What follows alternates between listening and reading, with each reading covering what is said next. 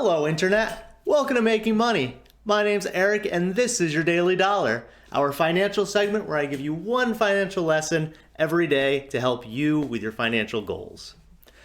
So in our last lesson, we talked about the idea of building a financial foundation, that any financial plan, personal finance, should have a financial foundation consisting of income, a budget, and an emergency fund. So we've talked about a little bit of budget before. We'll talk about budget more in the future. We'll definitely be talking about income more. Today, we're going to be focusing on that emergency fund piece.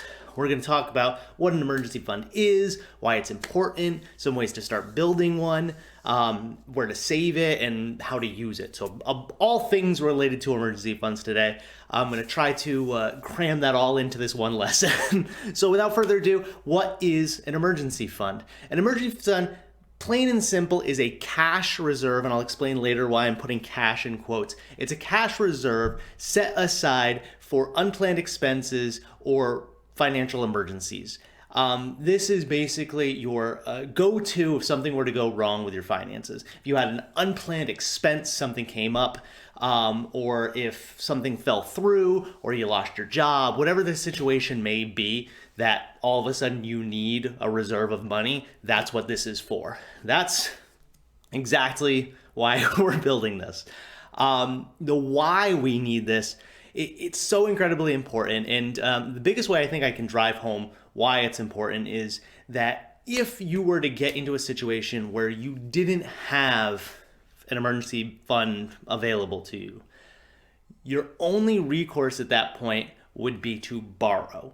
Whether it be credit cards, whether it be a loan, whether it be from your friends and family, whatever that situation is, if you don't have the money to pay for something, you got to get that money somewhere, and your last resort is to get it from other places. When you do that, you create a tremendous amount of debt. And we'll talk about debt as well in a bunch of other lessons, getting rid of debt, what debt is, what good debt is, what bad debt is. You create a lot of bad debt in this situation. And that can impact you not only through that one financial disaster, but for the rest of your financial career. It can be extremely long lasting, and digging out of debt, as anyone who's in debt knows, can be incredibly hard.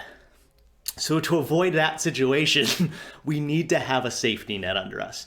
And that's why we build an emergency fund. So now that we have that, how much of an emergency fund should we build? Well, in the last video I mentioned, normally you want to build somewhere between 3 to 6 months of your expenses.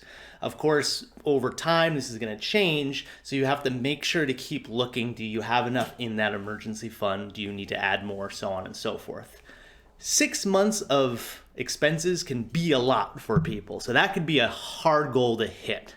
For your situation, especially if you're just starting out, getting anything into an emergency fund is better than nothing. The more you can get it into it, the more you can get closer to that 3 to 6 months, the better, but having something is always better than nothing in this situation.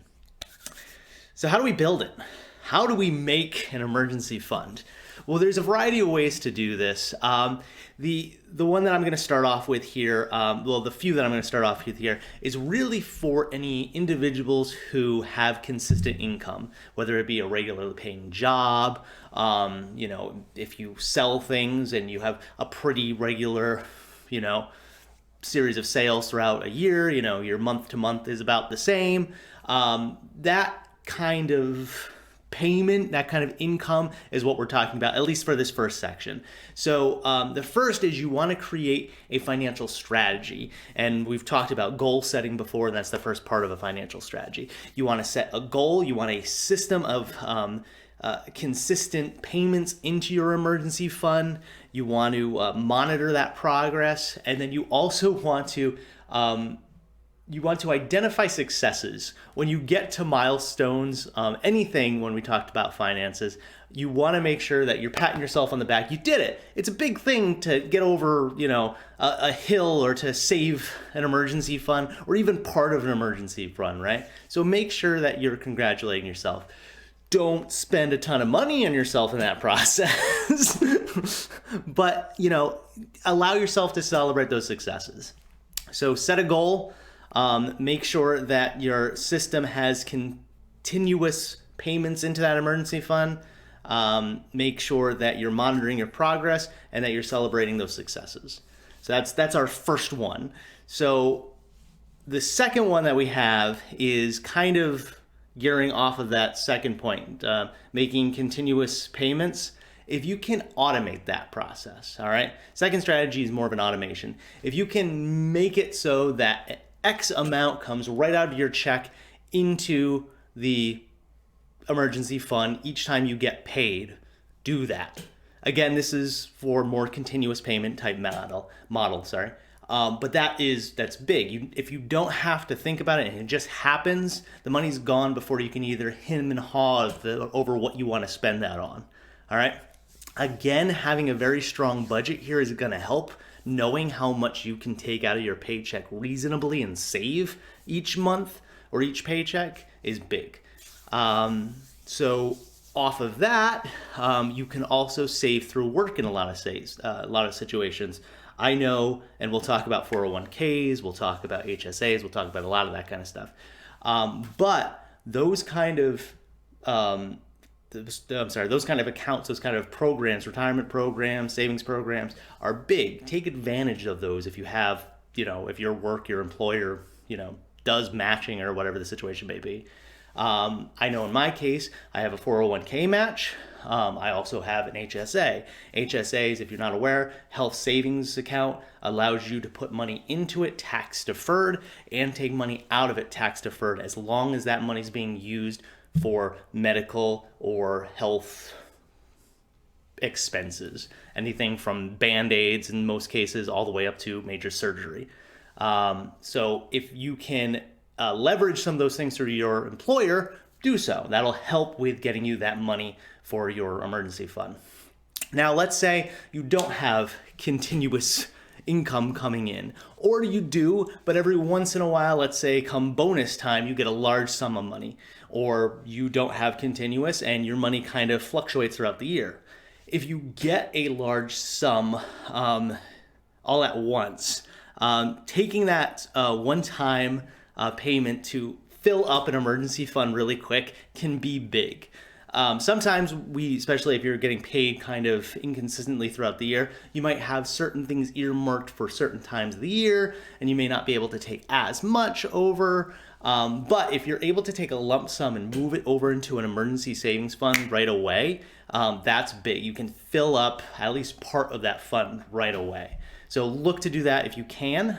And those are the main ways to fill up an emergency fund, right? We're either setting a systematic approach to it, we're automating it, we're leveraging employee benefits in most cases, or we're taking advantage of one-time payouts to fill up the account, okay? So we got it, we got money coming in, we got money being stored. Where do we keep it? This is why I talked about cash before. Technically, an emergency savings fund is a cash reserve, but I would highly recommend not saving physical cash. And this goes outside an emergency fund.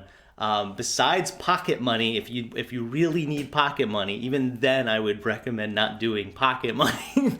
I would not save in cash. Because of inflation, cash is going to lose value over time, just sitting there. If anything, for an emergency fund, you should be looking for a high yield savings account, something that if you had to get access to right away, you could. But if you're just putting money into it, it's going to grow on its own a little bit at a time. That even small interest rate is better than just cash sitting in a drawer somewhere. Plus, if there was a fire or a robbery, you might lose that really quick. Make sure you are, and most banks are, but make sure you are getting a savings account through a bank that's FDIC insured or another type of insurance. You want to make sure that your money is being insured in those accounts, because if something were to go wrong with the bank, you would want to make sure that that's backed. Always have backups among backups among backups. It's always a good thing to do. So that's where you should keep it. And then last but not least, when should you use it? So when you set up your emergency fund, you should decide for yourself what an emergency is. And this really should be an emergency, something that you wouldn't be able to pay off any other way besides using this fund. And when I say any other way, without diving into debt, all right? If you would require yourself to get into a ton of debt, or you physically couldn't pay it off any other way, that's when you should use your emergency fund. If you get into a situation where, oh no, I need to use it or I'm gonna go into debt, that's when you can stop for a second, breathe, and say, this is why it's here. It's okay for me to go in it right now because that's what it's built for. All right? Know that you have done yourself a service by setting that up in the past, and now you can reap that benefit. Okay, so that was a lot on emergency funds in a very short period of time. That's kind of the gist of why there are emergency funds, how you can kind of build one over time or in a quick burst if you get a big payment, where to keep it, how much to keep of it, and why you should have one in the first place. As always, if you're enjoying these videos, please feel free to subscribe. If you like this video, please feel free to like it. And I'd be interested in knowing if there's anything that you felt that I missed when it came to emergency funds, anything that you've done in the past for, helping yourself build an emergency fund. Feel free to leave that in the comments below.